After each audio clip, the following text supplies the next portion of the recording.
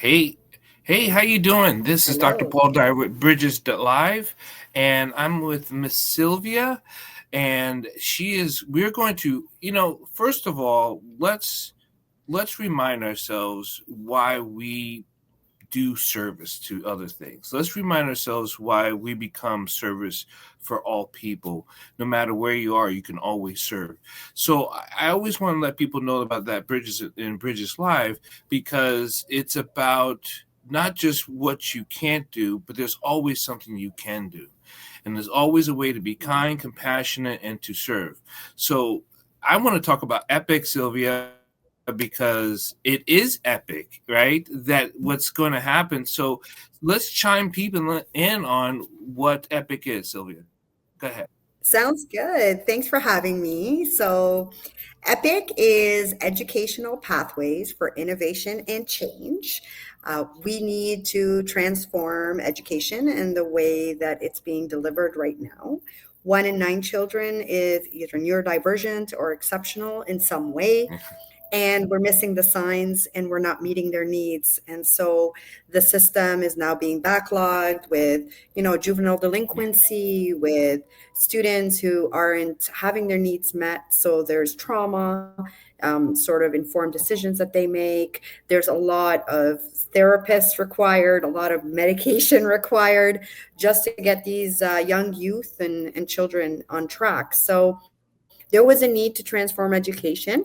And that's why I started my own sort of private school for children of all abilities, because I believe that we can inspire pretty much anyone to become a future leader if we put our hearts and souls into it.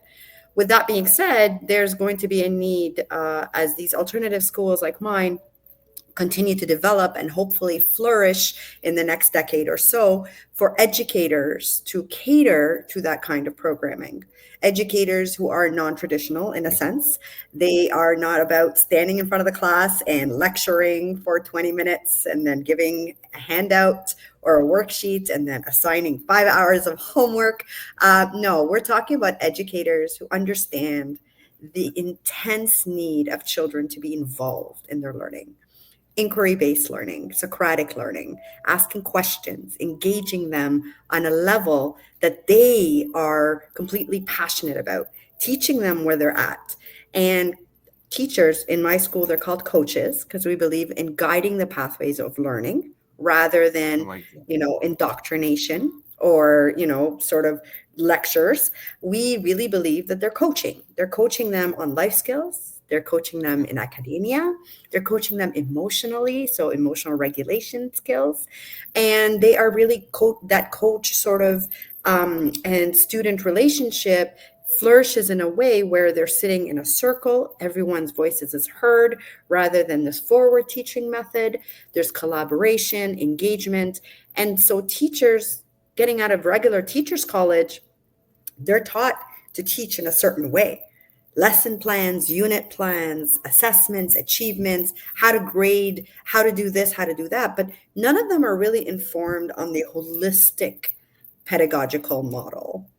And so Epic is going to change that. Epic will become sort of a hub, a collective of incredible people who have had experience being professors and educating in different fields, whether it's trauma informed education with Dr. Elizabeth Power, whether it's neuroscience with Dr. Paul Dyer, whether it is just changing the sort of landscape and the understanding of what education could look like, and just opening those doors, the floodgates of excitement and passion, and refueling and reviving the educational industry, I like to say, because there's an all-time low enrollment record now of teacher applicants.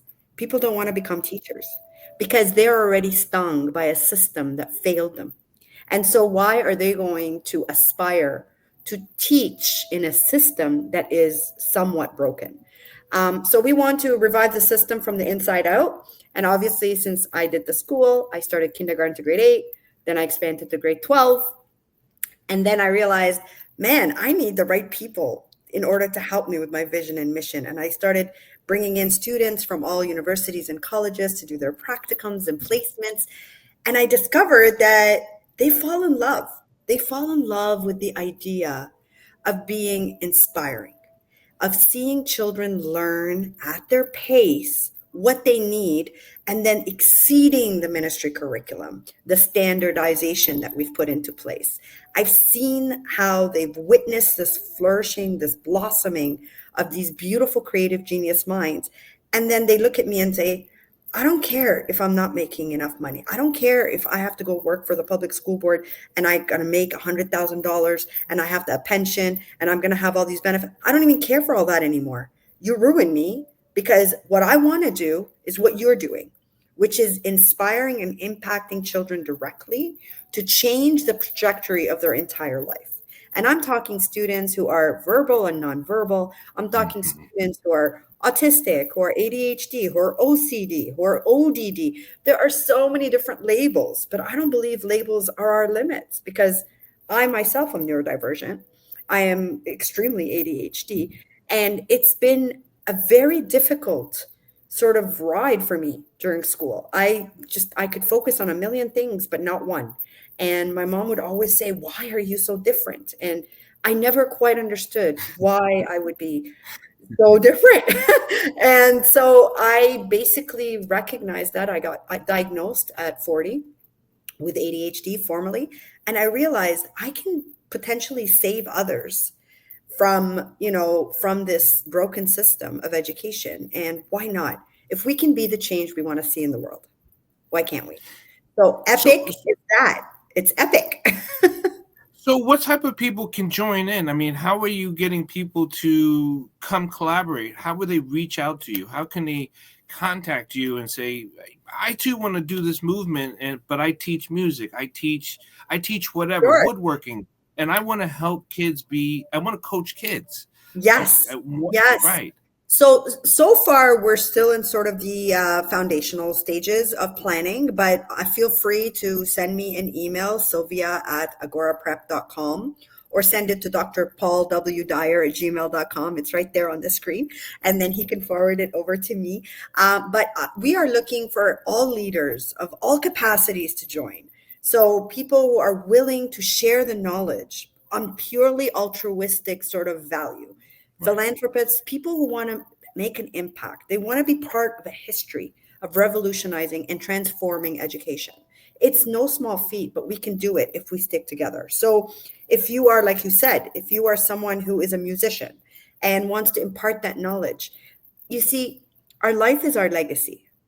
Yeah. And so, we don't, when we die, we don't leave behind, commodities and money and cars and houses. What we leave behind is the story that we authored while we were alive. And that Mm. impact is so important. Our legacy is what makes us who we are. So for me, it's of paramount critical value that people who attend my funeral, so to speak, are able to go up to the pulpit and speak about how I impacted their lives directly. And that should be the mission and vision of everybody. Because honestly, our society has become so encumbered with this Mm. constant greed and need to make money and capitalism, and it's not like that. Life doesn't have to be like that. Simply put, we are an interconnected web of humanity. We are all creatures that seek companionship and love and tenderness and compassion. There's nobody that we can't affect and impact if we just put our hearts into it. And so Epic is calling out for everyone, anyone who has a talent, who has even the pure passion to impart knowledge, whether it's knitting and crocheting, baking, cooking, leadership skills. You can become, you're a doctor. It doesn't matter what you do in life. If this is something that has been calling on you, you're getting the call and the passion to impart knowledge and affect the future by inspiring future leaders, then definitely you should be able to join Epic.